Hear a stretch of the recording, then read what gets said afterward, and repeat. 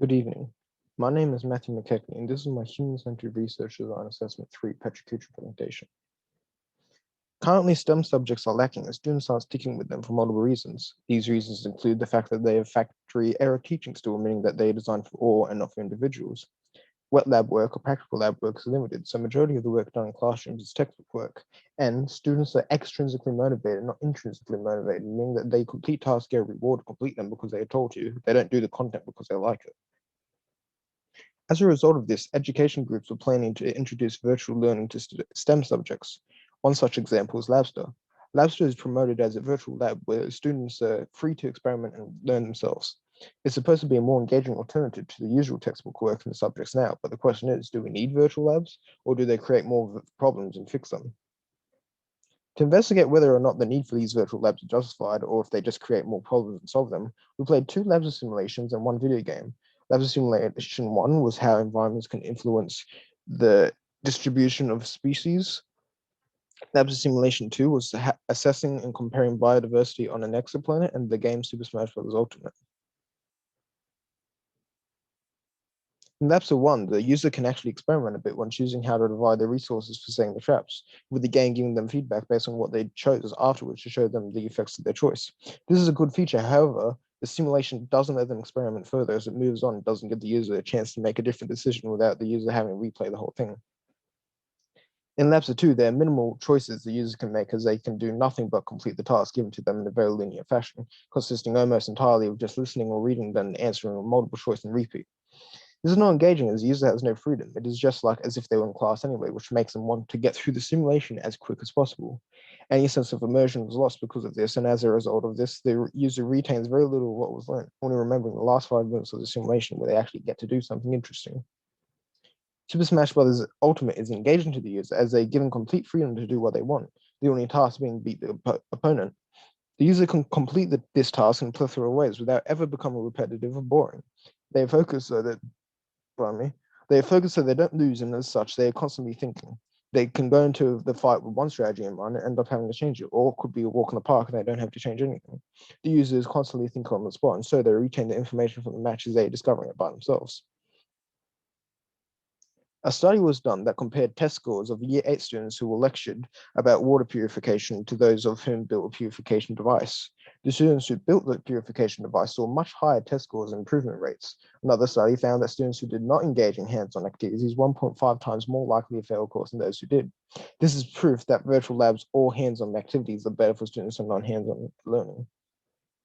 Out of the 2 Lapses, Lapser 1 is a much more engaging, and as such is not only the more remembered simulation, but also the preferred of the 2 choices.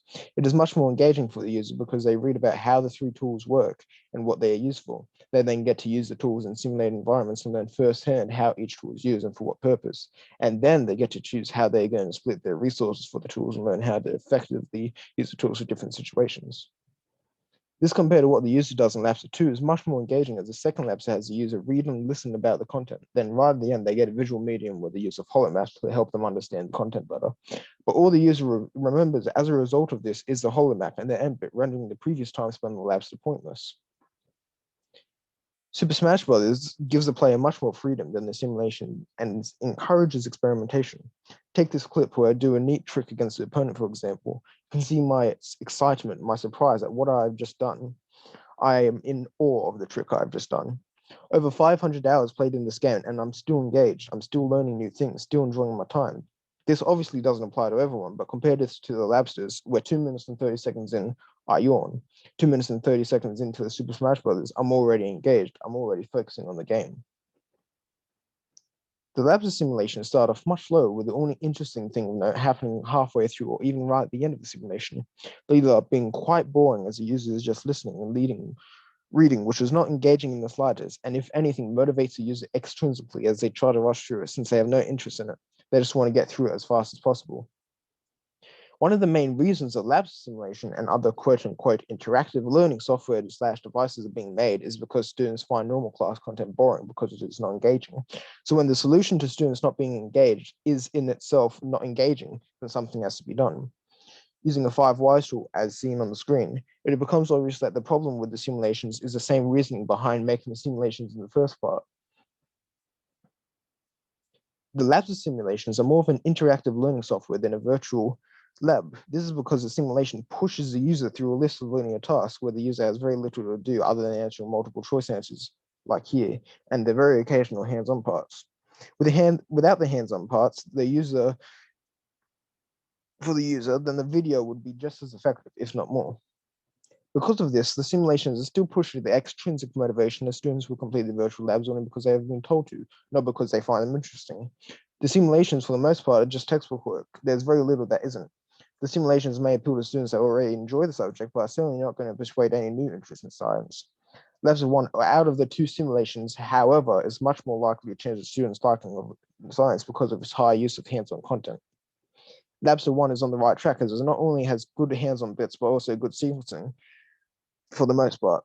The way the simulation teaches the student about the tools is done so in a way that could bore the student with the initial reading part, but then lets them use the tools themselves so they discover for themselves how the tools work, as seen on the screen, and so become intrinsically motivated to continue with the lesson. It is engaging as they're not being told, but rather discovering it for themselves. The main thing that lab simulation should do to improve the user's experience and increase their interest in science is to make the simulations more engaging for the students. A simple way to increase engagement is to give the user more freedom, let them make choices, let them experiment. As previously mentioned, the Labs of One simulation has the user use the tools they learn about. A simple change with a significant effect would be giving the user more choices for when they use the tools. As it stands currently, the user has minimal options of where to place the traps apart from where the game tells them to. Simply giving the user the ability to choose where to place a trap makes it much more engaging as their choice matters, and because of this, they can try and figure out where the best possible placement would be instead of just being told that they're wrong and moving on. Another change that could easily be made to the Labs of One simulation is when the user decides how they want to split their resources in placing the tools. Simply giving the user the ability to choose multiple times allows them to discover for themselves optimal placements of the tools for different situations through trial and error, which encourages them to experiment, which engages them, which gets them more interested and invested in the subject. In conclusion, if the government wants to get more students interested in STEM subjects and being motivated intrinsically, then the virtual labs are a good idea. However, they need to change the lab simulations to be more engaging and freeform so that the student, in a way, is teaching themselves, and learning through play so that they not only retain the information better, but also so they become interested in the subject and want to continue further in it. Thank you. The rest of references in the annex.